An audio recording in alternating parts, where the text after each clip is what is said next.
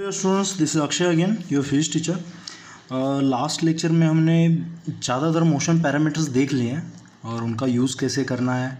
Differentiation, integration के बारे में छोड़ दो, लेकिन डिफरेंशिएशन कैसे यूज़ करना होता है, या फिर फंक्शंस अगर दिया हो तो वैल्यूज़ कैसे पुट करनी है, या फिर बेसिक न्यूमेरिकल्स kmph को मीटर पर सेकेंड में कैसे कन्वर्ट करना है, या फिर ज़्यादातर अलजेब्रा वगैरह उसमें यूज़ किया।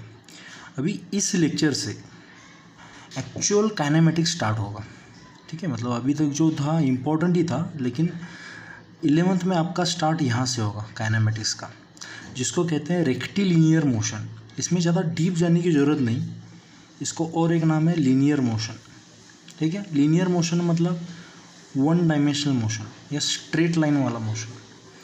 अभी इस मोशन में मतलब वन डायमेंशनल है, मतलब शायद एक्स एक्सिस पे होगा, वाई एक्सिस पे होगा, या फिर जेड एक्सिस पे होगा। तो जब चीज़ें वन डायमेंशन में होती है, मान लो ये ओरिजिन है या फिर यहाँ पे स्टार्ट हुआ, तो इस डायरेक्शन, तो पार्टिकल अगर इस डायरेक्शन में जा रहा हो या फिर इस डायरेक्शन में है, तो ये वन डायमेंशन वाला मोशन ही, ठीक है। तो ऐसी केस में एनालिसिस बहुत सिंपल बन जाता है, और तब हम ले सकते हैं कि सर ये प्लस और ये माइनस। मतलब जैसे कार का टर्न लेते समय नॉर्थ ईस्ट वेस्ट बहुत आई जे के वगैरह लेते थे हम, वन डायमेंशनल मोशन में ज़्यादा कुछ नहीं करना पड़ेगा, ये प्लस और ये माइनस आप कैसे भी ले सकते हो, इधर प्लस ले सकते हो, इधर माइनस ले सकते हो, ठीक है। तो ये चूजिंग, मतलब इसको ये एक्चुअली इसको एक्सिस चूजिंग कहते हैं, चूजिंग द एक्सिस।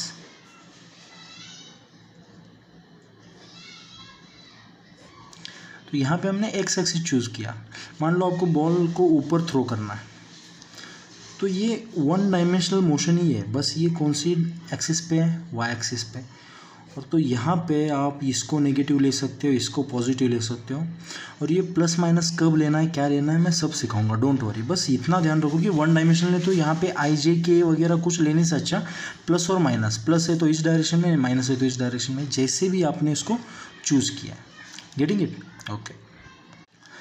ये शायद फ्रेज आपने सुनी होगी, equations of motion, 9th class में। अगर याद नहीं आ रहा है तो मैं आपको हिंट देता हूँ। v is equal to u plus a t, s is equal to u t plus half a t square, या फिर v square is equal to u square plus 2as। शायद ये सुना होगा कहीं ना कहीं, ठीक है। उसके डेरिवेशंस कैसे थे, क्या थे, वो भी सुने होंगे। तो ये जो है, ये इक्वेशंस कहाँ से आए हैं उसको हम थोड़ा सा भी डीप में देखने वाले हैं। इसका जो मैं अभी डेरिवेशन दूंगा आपको कि ये इक्वेशंस कहाँ से आए, वो अगर आपको याद नहीं रहेगा डोंट वरी, उसके पीछे लॉजिक जो है वो ध्यान रखना, क्योंकि कभी कभी टीचर को भी याद नहीं रहते सिखाते समय कि कहाँ से प्रोसेस स्टार्ट करनी, क्या करनी, तो वो इतना ज़्यादा इंपॉर्टेंट नहीं। लॉजिक बस ध्यान में रखो कि लॉजिक क्या है, ये सब मोशन पैरामीटर्स हैं, ओके। यहाँ पे एस दिख रहा है, जब हम रेक्टिलिनियर की बात करते हैं तो हम डिस्प्लेसमेंट को एस दिखाते हैं, ठीक है।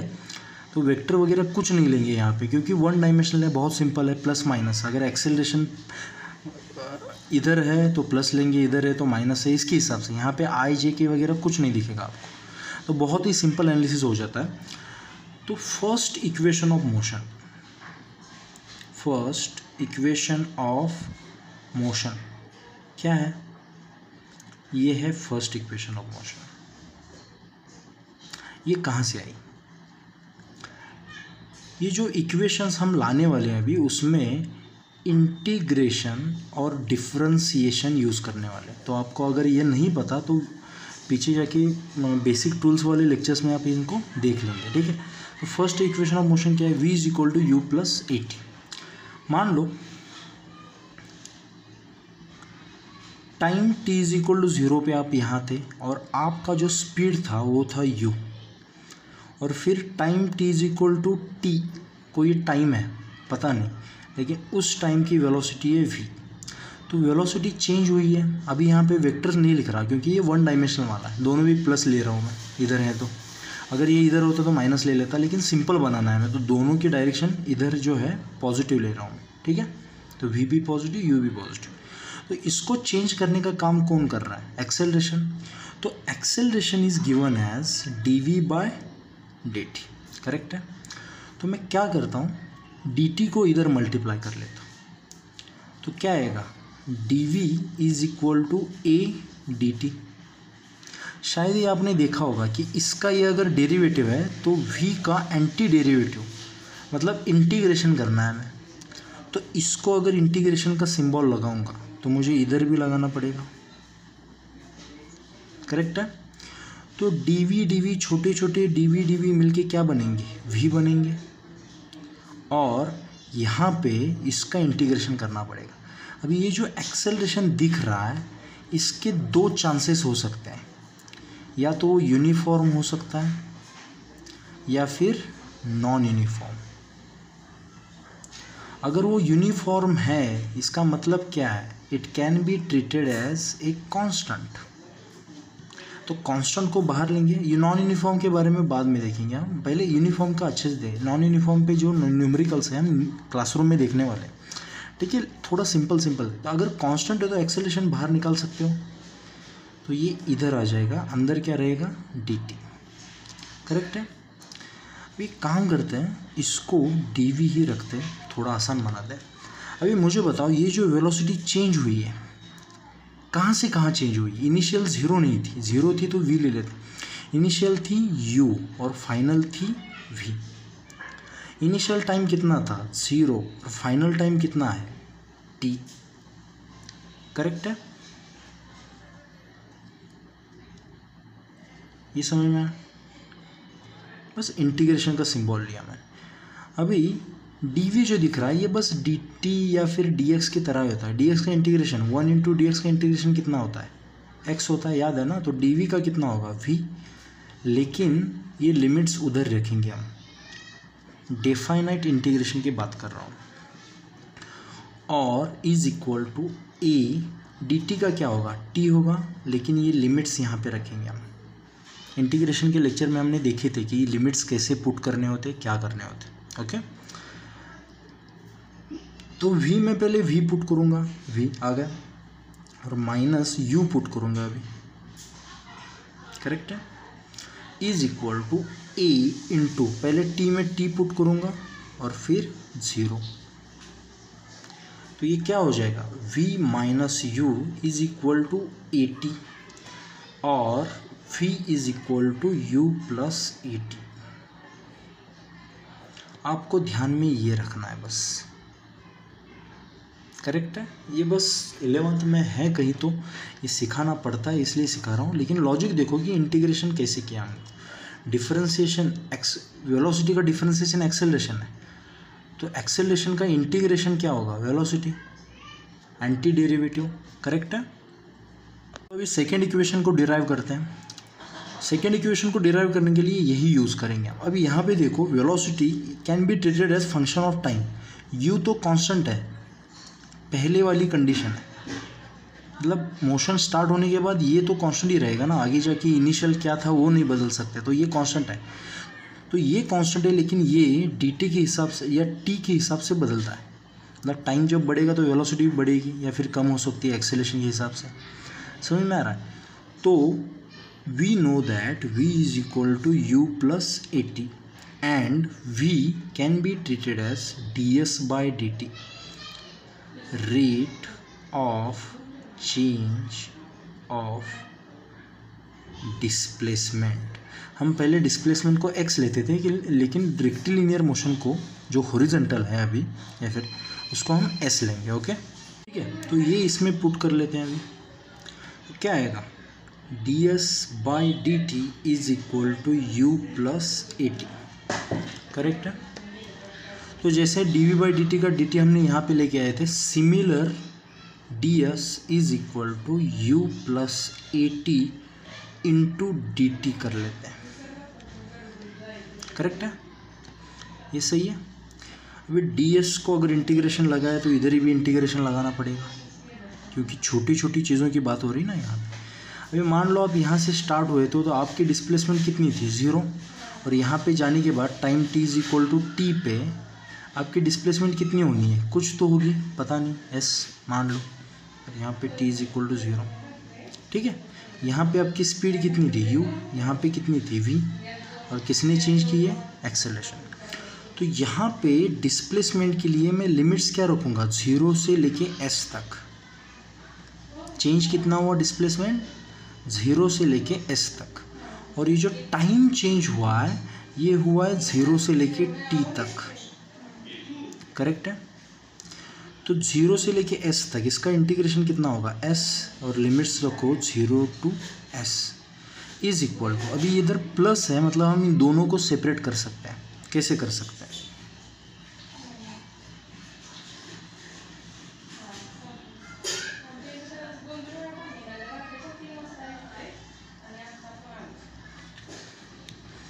ये बस इंटीग्रेशन का सिंबल प्लस है तो दोनों को दे दिया मैंने, और डी टी मल्टीप्लाइड था तो इधर और इधर दे दिया। कर सकते हैं ना, a इंटू बी इंटू सी अगर होगा, सॉरी b प्लस सी होगा तो ए बी प्लस ए सी ऐसे कर सकते हैं ना। सिमिलरली यहीं पे भी कर सकते हैं, यहाँ पे भी कर सकते हैं, ठीक है।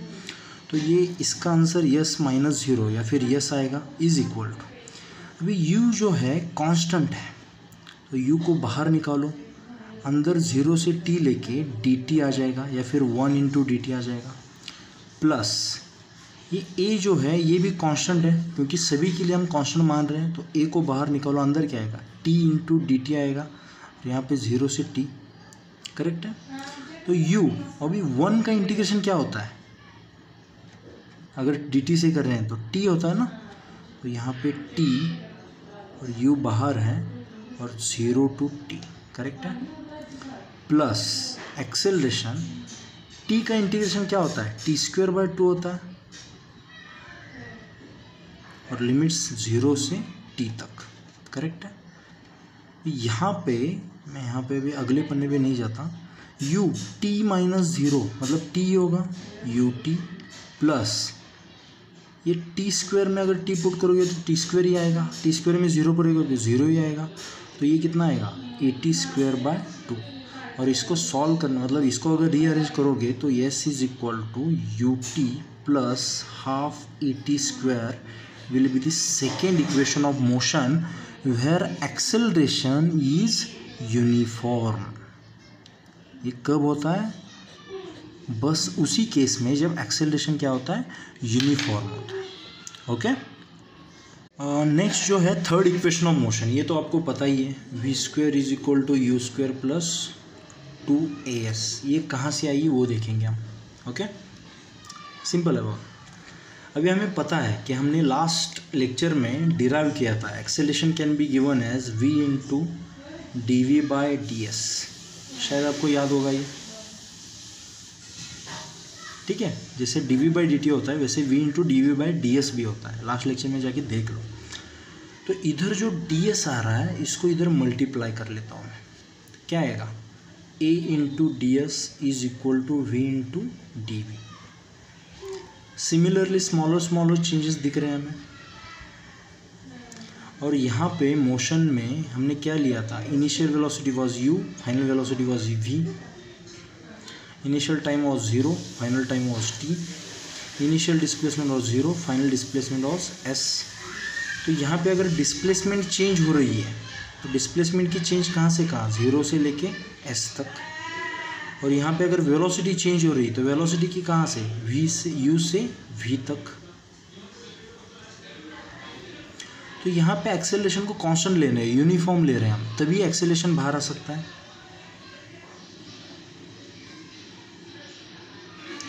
और v को बाहर नहीं ले सकती क्योंकि डिपेंडेंट है v पे, तो अंदर ही रखेंगे, यहाँ पे एक्सेलरेशन कांस्टेंट है बस, करेक्ट है।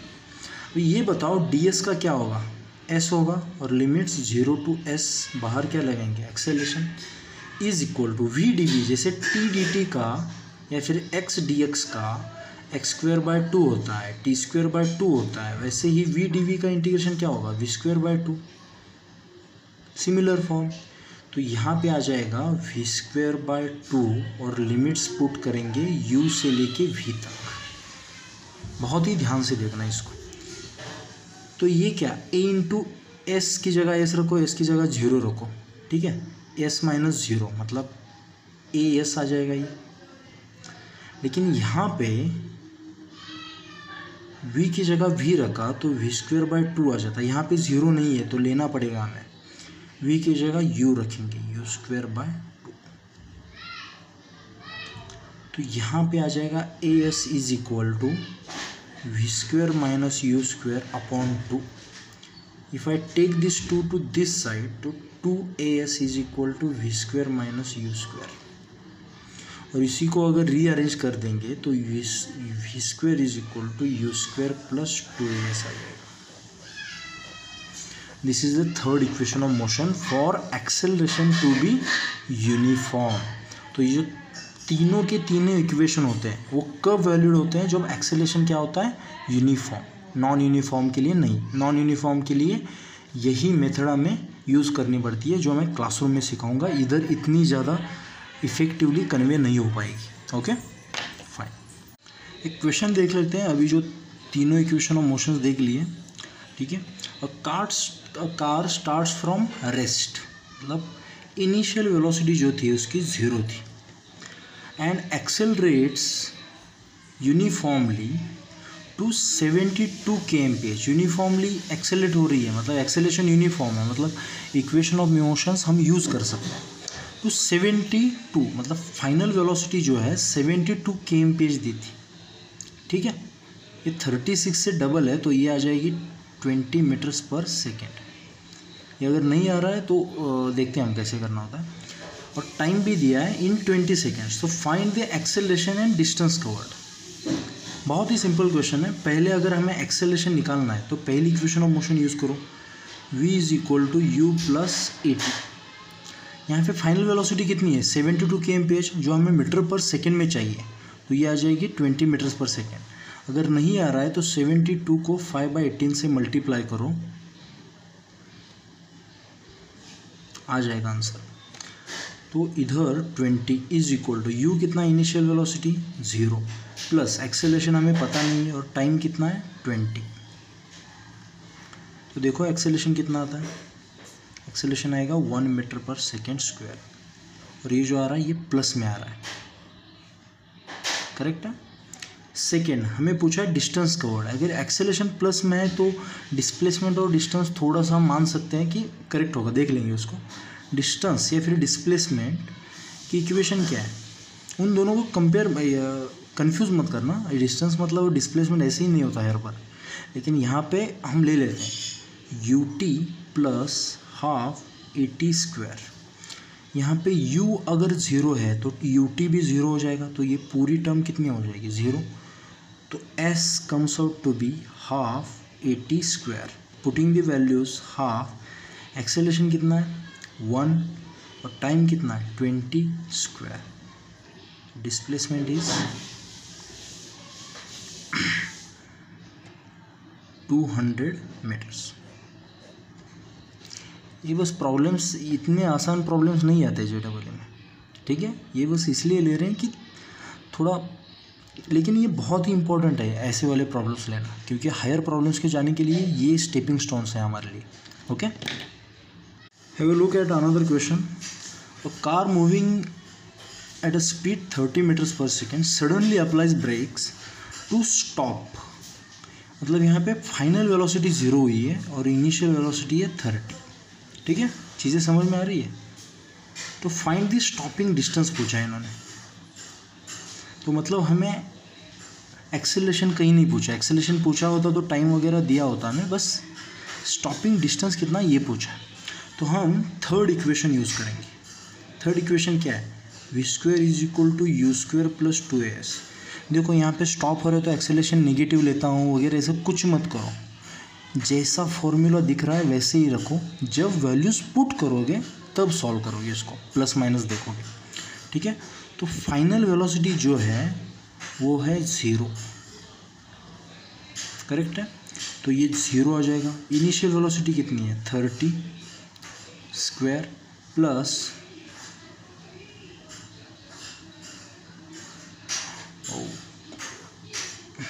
यहाँ पे टाइम देना चाहिए था 1 मिनट, टाइम लेते हैं हम 3 सेकेंड्स, ठीक है, ले लेते हैं। आई एम सॉरी, 30 प्लस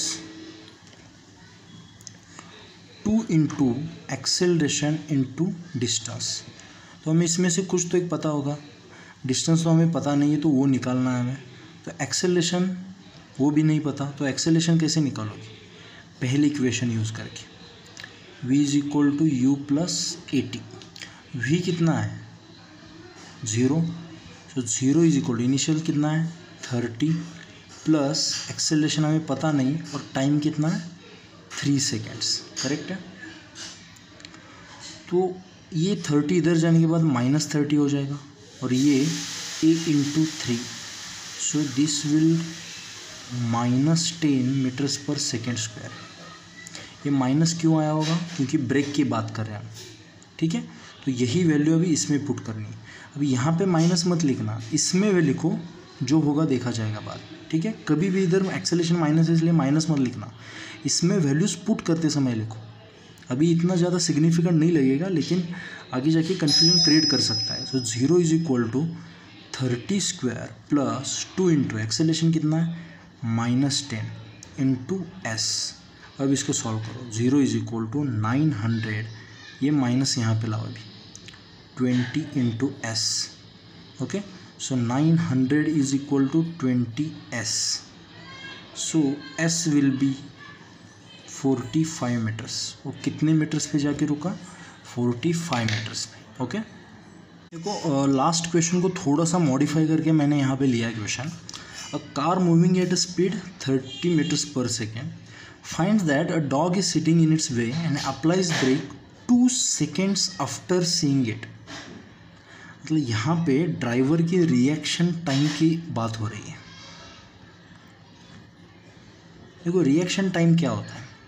आप जब देखते हो किसी चीज़ को और अगर आपको सडनली ब्रेक अप्लाई करना है, आपका ब्रेन उस इंफॉर्मेशन पे प्रोसेस करेगा और थोड़ी टाइम डिले के बाद, डिले मतलब थोड़ी टाइम के बाद ब्रेक अप्लाई करेगा और वो इस ड्राइवर का रिएक्शन टाइम कितना है? 2 सेकेंड्स। तब तक वो 30 मीटर्स पर सेकेंड से ही भागती रहेगी, उसके बाद वो ब्रेक अप्लाई करेगा, ठीक है। और रिटार्डेशन जो मतलब ब्रेक लगाएंगे तो रिटार्डेशन होगा, वो कितना होगा? 10 मीटर्स पर सेकेंड स्क्वायर।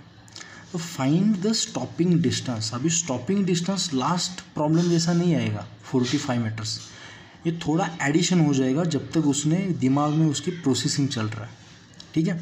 तो मान लो, थोड़ा विजुअलाइज करते हैं इसको। यहाँ पे वो डॉग बैठा है, ठीक है। यहाँ पे इनिशियली 30 मीटर्स पर सेकेंड से कार जा रही थी। 2 सेकेंड्स तक उसने कुछ डिस्टेंस कवर किया होगा फॉर 2 सेकेंड्स, इतना डिस्टेंस, और यहाँ पे ब्रेक अप्लाई किया और इसके बाद रिटार्डेशन होना स्टार्ट हुआ और रिटार्डेशन होने के बाद वो ऐसे रुकते रुकते रुकते यहाँ तक गया। तो ये स्टॉपिंग डिस्टेंस क्या होगा इस केस में? It will B S1 plus S2, मतलब ये रिएक्शन टाइम वाला इसमें ऐड हो जाएगा, ठीक है। तो इसको सॉल्व करते हैं। देखो S1 में यहाँ पे रिटार्डेशन एक्सेलरेशन वगैरह कुछ नहीं है, तो यहाँ पे S1 निकालते समय पहले तो ये बताओ कि डिस्प्लेसमेंट का फॉर्मूला क्या है? Second equation ut plus half AT square. तो S1 क्या होगा? ut plus half AT square, ये वाला यहाँ से यहाँ, लेकिन यहाँ से यहाँ यूनिफॉर्म वेलोसिटी से जा रहा था तो एक्सेलरेशन कितना होगा? 0। अगर एक्सेलरेशन 0 है तो ये पूरी टर्म कितनी होगी? 0। तो S1 will be initial speed 30 into how much time taken? It will be 60 metres. मतलब जब तक उसका दिमाग प्रोसेस कर रहा था तब तक वो 60 मीटर्स से आगे बढ़ गया। ओके, ये हमें पहली कंडीशन मिली। सेकेंड, यहाँ से यहाँ तक मतलब रिटार्डेशन चल रहा है, मतलब एक्सेलरेशन जो होगा वो -10 मीटर्स पर सेकेंड स्क्वायर होगा। जब इक्वेशन में एक्सेलरेशन की वैल्यू पुट करोगे तब क्या लोगे? -10। इक्वेशन को मॉडिफाई नहीं करोगे, ठीक है।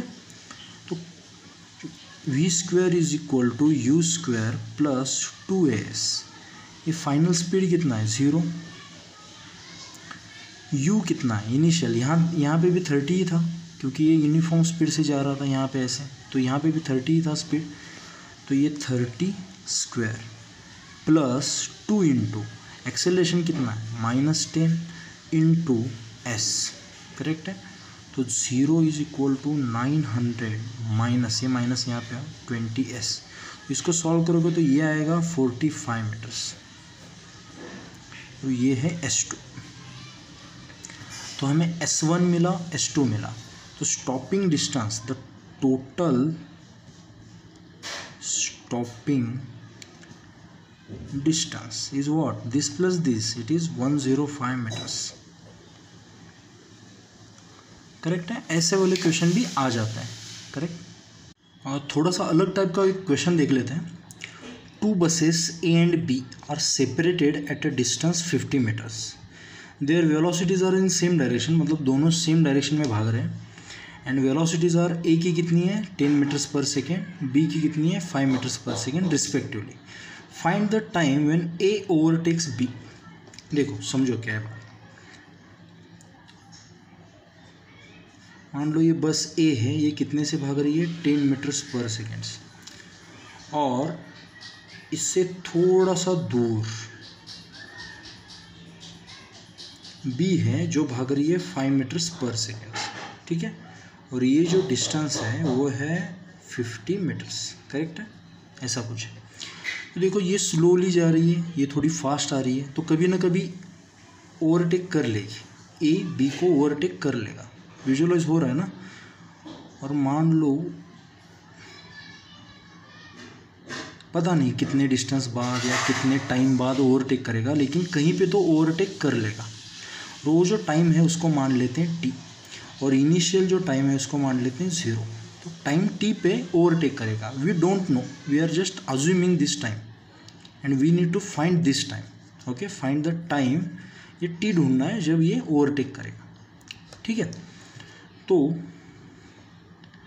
Up to time t, up to time t, A कितना भागा होगा बताओ, यहाँ से यहाँ A भागा होगा ना, A की स्पीड कितनी है 10 है, और कितना टाइम लगा t,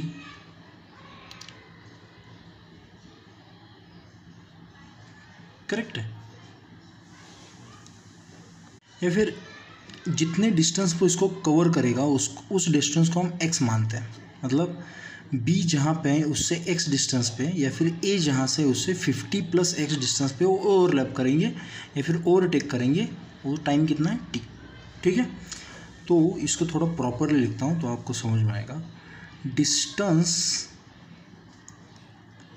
कवर्ड बाय A, मतलब टाइम t इक्वल टू 0 पे मैंने स्नैपशॉट लिया इसका, तो A यहाँ पे था, B यहाँ पे था, दोनों में सेपरेशन 50 मीटर्स था। तो A को यहाँ तक जाने के लिए कितना डिस्टेंस कवर करना पड़ेगा 50 प्लस x, करेक्ट है, और इसकी स्पीड कितनी है 10 मीटर्स पर सेकेंड, तो इधर से इधर डिस्टेंस 10 मीटर पर, मतलब 1 सेकेंड में कितना जा रहा है 50, तो इतना जाने के लिए टाइम t लग रहा है।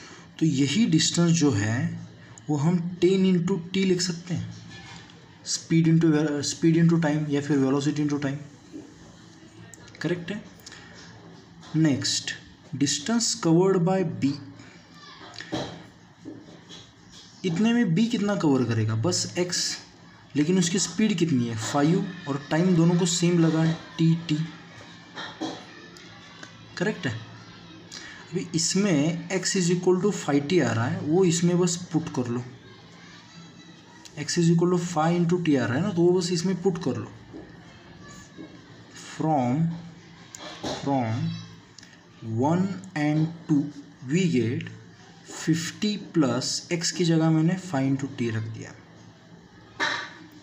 Is equal to 10 into t, correct है।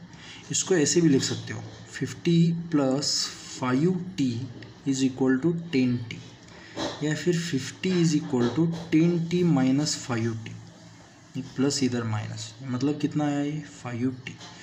सो 50 इज इक्वल टू 5t, मतलब t कितना 10 seconds. A will overtake B at t is equal to 10 seconds, correct है। अगर आपने पूछा कि कितने डिस्टेंस पे ये कवर करेगा, तो यहाँ पे इक्वेशन पता है हमें, x is equal to 5t, t की जगह 10 पुट करो, 50 मीटर्स पे कवर करेगा, 50 मीटर्स पे ये कवर करेगा। ओके, एक लास्ट क्वेश्चन ले लेते हैं इस सेशन का। कैचिंग वाला प्रॉब्लम है, सिंपल है, बस थोड़ा विजुअलाइजेशन इंपॉर्टेंट है।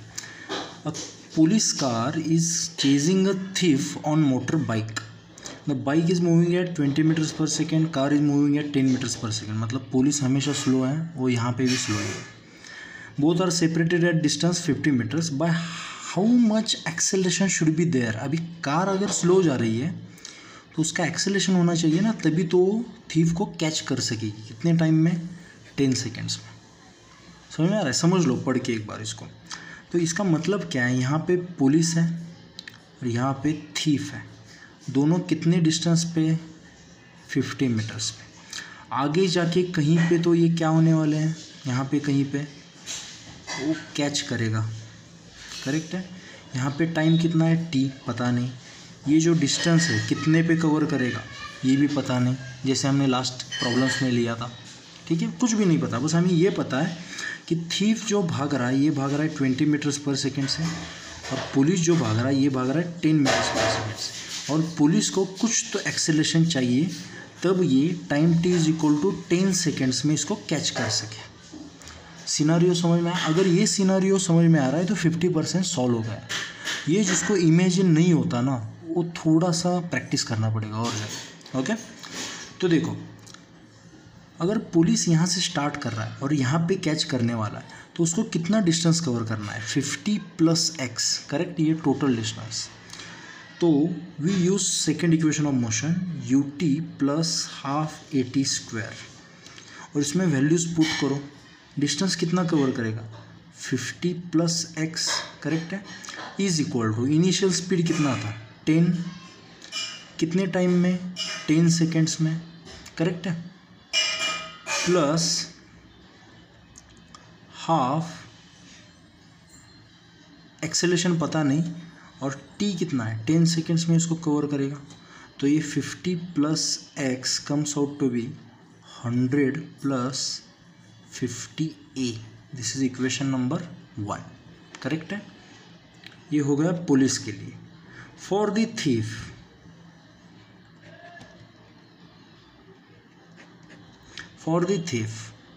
उसको कितना कवर करना है? बस x डिस्टेंस कवर करना है, और उसने कुछ एक्सेलेरेट किया ही नहीं। मान लो उसको पता ही नहीं ये पुलिस आ रहा है, तो सीधे अपनी यूनिफॉर्म स्पीड से भाग रहा है। तो यूनिफॉर्म स्पीड से जा रहा है, तो इनिशियल स्पीड कितना था उसका? 20। कितने टाइम में उसको कैच किया? 10 में, प्लस ये हाफ a, एक्सेलेरेशन कितना है इसका? 0। थीफ का एक्सेलेरेशन कितना है? 0। तो ये पूरी टर्म चली जाएगी, करेक्ट। तो x is equal to 200, correct है, और ये x इसमें पुट कर लो, करेक्ट है। तो क्या आएगा? 50 plus x is 200 is equal to 100 plus 50a। Got it? So ये 250 minus 100 is equal to 50a। इसका मतलब है 150 is equal to 50a। So the acceleration should be 3 metres पर सेकेंड स्क्वायर। पुलिस को इतने एक्सेलरेशन से भगाना पड़ेगा, तब मतलब वो 10 सेकेंड पे उसको कैच कर ले। अगर मान लो 10 सेकेंड से कम टाइम में कैच करना है तो एक्सेलरेशन बढ़ाओ, 10 सेकेंड से अगर ज़्यादा में कवर करना है तो एक्सेलरेशन कम करो। समझ में आ रहा है? ऐसे विजुअलाइज करो, पूरा काइनेमेटिक्स मोशन आसान बन जाएगा। Okay, good. Stay home, stay safe.